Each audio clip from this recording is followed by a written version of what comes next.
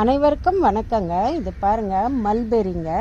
Mulberry வந்து நல்லா ஒரு இனிப்பு சுவையுள்ள ஒரு பழம்னு சொல்லலாங்க. இது செடி தாங்க.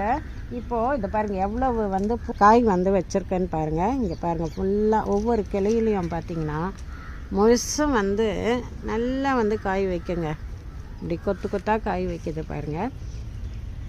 இந்த செடி முழுசுமே பெரிய அளவில் காய் வச்சுருக்குங்க.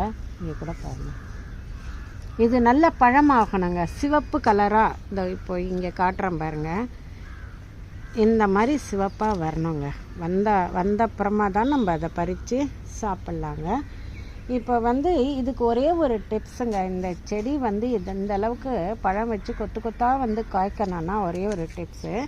இது நம்ம செடி வச்சப்புறமா முழுசாக வளர்ந்துட்டே போகிறத விட கிளைகளை கட் பண்ணி விடுங்க.